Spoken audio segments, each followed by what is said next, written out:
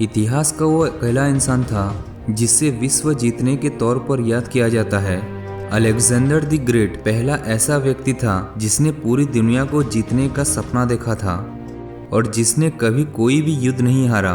भारत में हम उसे सिकंदर महान के नाम से जानते हैं। तो आज इस वीडियो में अलेक्जेंडर द ग्रेट के कई ऐसी रहस्यमयी फैक्ट्स को बताने वाले हैं जो शायद ही आप जानते हैं। तो चलिए शुरू करते हैं। कहा जाता है कि अपने 12 साल के शासनकाल में अलेक्जेंडर ने कभी कोई भी युद्ध नहीं हारा था। लेकिन आपकी जानकारी के लिए बता दें कि सिकंदर ने भारत के राजा पुरु से एक बार हार गए थे।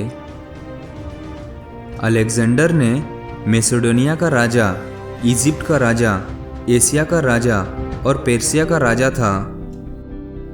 अलेक्जेंडर ने 70 शहरों को बसाया था, जिसमें से 20 शहरों का नाम उन्होंने अपने नाम पर रखा और एक शहर का नाम अपने घोड़े के नाम पर रखा। सिकंदर महान को इतिहास के 100 सबसे प्रभावशाली इंसानों में से गिना जाता है। उनको अलेक्जेंडर थर्ड और अलेक्जेंडर मैसिडोनियन के नाम से भी जाना जाता है। अलेक्जेंडर मैसिडोनिया का शासक था, जो कि प्राचीन ग्रीस में एक साम्राज्य था। अलेक्जेंडर नाम ग्रीक भाषा के 2 शब्दों से मिलकर बना है। पहला है अलेक्सन, जिसका मतलब है टू प्रोटेक्ट, और दूसरा शब्द है एंडोर्स, जिसका मतलब है मैन। तो अलेक्जेंडर का मतलब हुआ प्रोटेक्ट ऑफ मैनकाइंड, यानी कि मानवता का रखवाला। ये कहा जाता है कि सिकंदर जिस दिन पैदा हुआ था उसी दिन ग्रीस के टेम्पल ऑफ आर्टेमिस को जलाया दिया गया।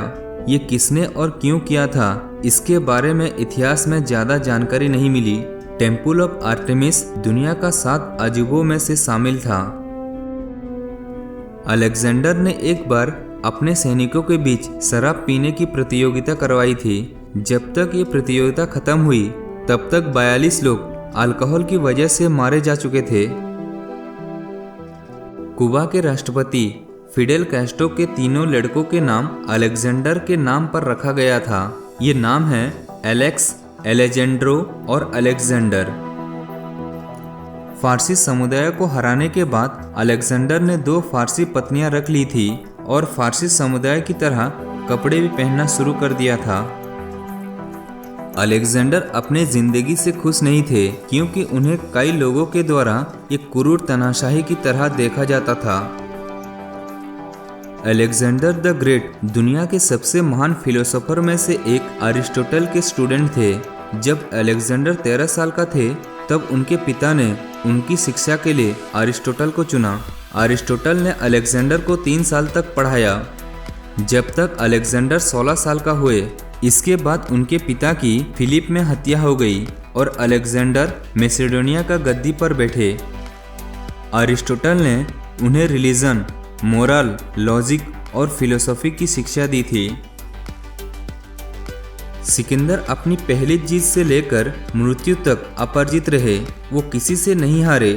उनकी मिलिट्री टैक्टिक्स और स्ट्रेटेजीज आज भी दुनिया भर की मिलिट्री एकेडमी में पढ़ाई जाती है। सिकंदर अपनी मृत्यु तक उन सभी भूमियों में से आधा भूमि को जीत चुके थे जिनकी जानकारी प्राचीन ग्रीस के लोगों को थी, लेकिन वो पृथ्वी के सिर्फ 5% हिस्से को ही जीत पाए थे। ये कहा जाता है कि सिकंदर के 2 बेटे थे। कहा जाता है कि सिकंदर की मृत्यु के बाद दोनों की हत्या कर दी गई थी। पर्सिया पर विजय हासिल करने के बाद सिकंदर ने सोचा कि अगर वो पर्सियन लोगों की तरह देखेंगे तो उनके लिए वहाँ बादशाहत कायम करना आसान रहेगा और वो वहाँ के लोगों के साथ ज़्यादा घुल मिल पाएंगे। उन्होंने वहाँ के राजाओं के पहनाव को अपना लिया और पर्शियन लोगों को भी अपनी आर्मी में शामिल करना शुरू कर दिया। सिकंदर को सबसे कड़ी टक्कर भारत के राजा पुरु ने दी थी। एक ग्रीक हिस्टोरियन ने राजा पुरु को पोरस नाम दिया था। सिकंदर के विजय रथ को रोकने में पुरु ने सबसे अहम भूमिका निभाई थी। उसने सिकंदर की सेना का मन में खौफ पैदा कर दिया और उन्हें भारत से लौटने पर मजबूर कर दिया था। सिकंदर के पास ब्लूसेपालुस नाम का घोड़ा था, जिससे वो बेहद प्रेम करता था। जब सिकंदर पंजाब आए तो वहां उनके घोड़े की मृत्यु हो गई। सिकंदर ने पंजाब में झेलुम नदी के किनारे 2 शहर बसाया था, जिनमें से एक का नाम उन्होंने अपने घोड़े के नाम पर रखा। दुनिया के किसी भी हिस्से को जीतने के बाद अलेक्जेंडर वहां अपने नाम से एक नया शहर बसाकर अपनी जीत को सेलिब्रेट करते थे। दुनिया भर में लगभग 70 शहरों को उन्होंने अपने नाम पर अलेक्जेंड्रिया नाम दिया था।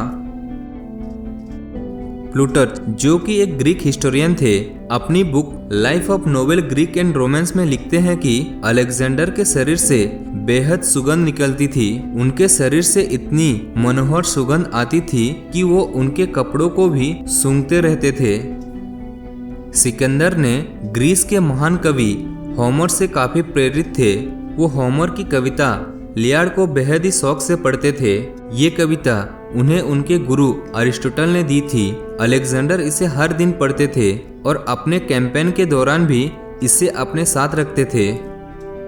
323 बीसी में सिकंदर की मृत्यु बेबीलोन में हुई थी, उसी शहर में जिसे वो अपनी कैपिटल बनाना चाहता था। सिकंदर की मृत्यु दुनिया की सबसे बड़ी एक रहस्यमय मृत्यु में से एक है। उन्होंने महज 32 साल की उम्र में दुनिया को अलविदा कर दिया था। उनकी मृत्यु कैसी हुई इसके बारे में कोई कुछ नहीं जानता। कुछ हिस्टोरियन कहते हैं कि अलेक्जेंडर को जहर दिया गया था, कुछ कहते हैं कि मलेरिया से उनकी मृत्यु हुई थी। सिकंदर की मृत्यु बेबीलोन में हुई थी, लेकिन उन्हें कहाँ दफनाया जाए इसको लेकर काफी विवाद हुआ। आखिर में उन्हें इजिप्ट के शहर अलेक्जेंड्रिया में दफनाया गया। ये शहर अलेक्जेंडर ने ही बसाया था और अपने नाम पर ही इसका नाम दिया था। उनके शरीर को एक पत्थर के ताबूत में रखा गया और उस ताबूत को शहद से भर दिया गया। इसके बाद उसे इजिप्ट लाया गया था। इजिप्ट के अलेक्जेंड्रिया शहर में सिकंदर की कब्र थी। उनके मरने के 600 साल तक उनकी कब्र सारी दुनिया के लोगों के लिए तीर्थस्थल बना रहा था। दुनिया के कोने कोने से लोग उनके मकबरे को देखने आते थे। 4th सेंचुरी की शुरुआत में सिकंदर की कब्र कहीं गायब हो गई।